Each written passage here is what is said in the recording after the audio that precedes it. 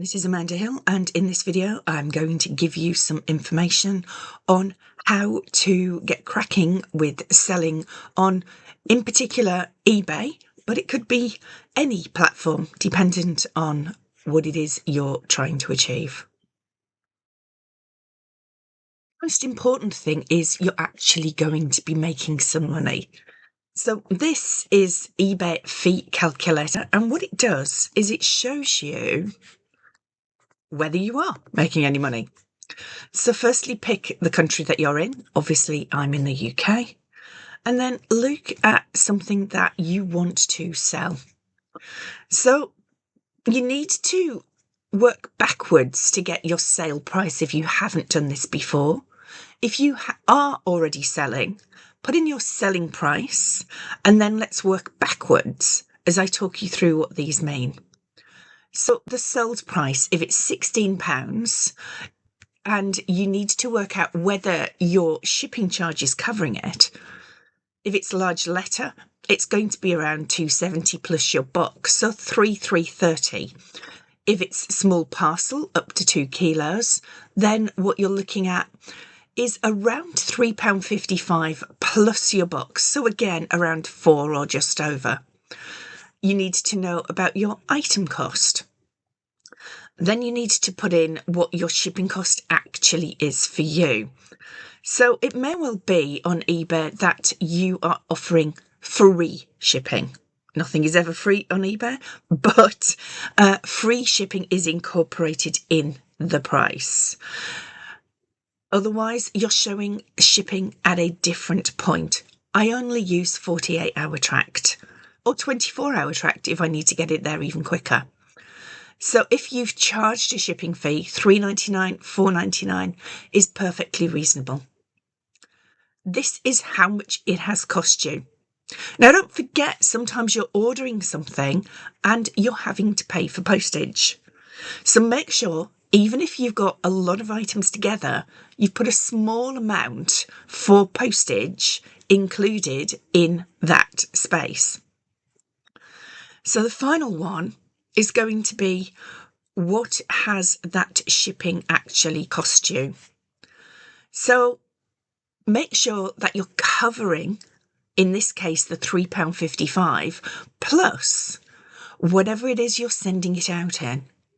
So in this case, we worked out it's about 10 pence. Now, I use boxes more often than not. This isn't a box. I think it's just an ordinary it's just an ordinary bag of some description to send it out. So how many items? In this case, 1. Now, this is the most important part. If you are buying to sell, you are a business seller. So you need to change your account to be a business account on eBay. You'll find the link underneath this video. Seller level. This is really important. You're aiming for the gold standard, which is top rated, and there's a reason for that. However, start getting a few negatives on the bounce or things not arriving, and you are going to be dropping that.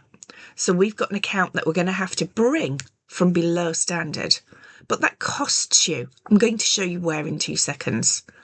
Now, promoted ad rate. If you're not using ads, you're probably not getting seen as much as you need to.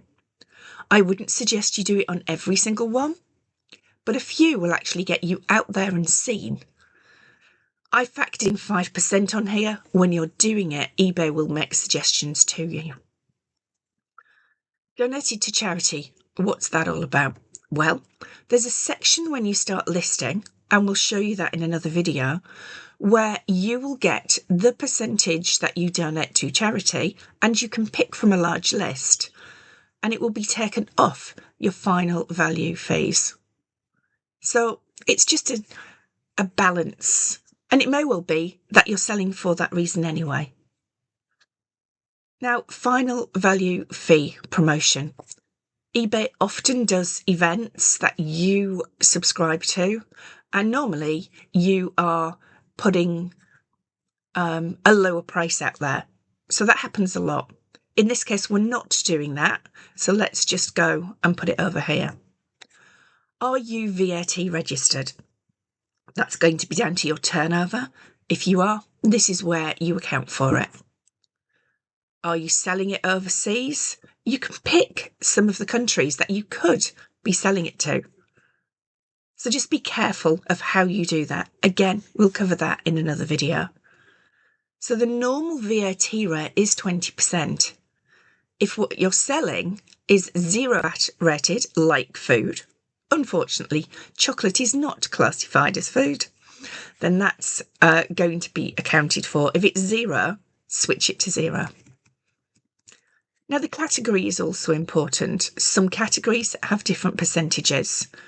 Try and find the one that is suitable for yours.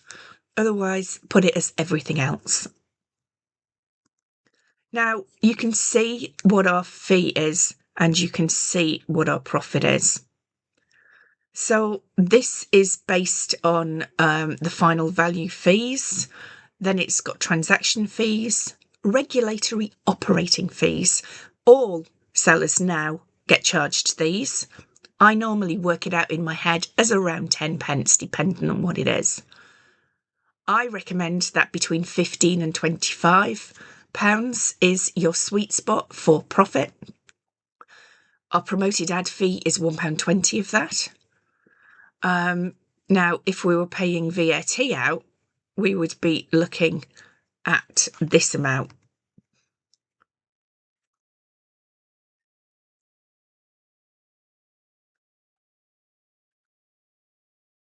Our profit margin is now therefore 17% of our total sold price. Now, if we switch to top rated, you can see it's now 23%, £4.67. And if you take it to above standard, you can see it's 21%. So you can see that it's really important that you get those metrics back up to where they should be. And you know what? Things happen, and when they do, it spirals. Hopefully that has helped you to see, if you are already selling, how you should be checking that you've got value in what you're selling. There is absolutely no point being a busy fool.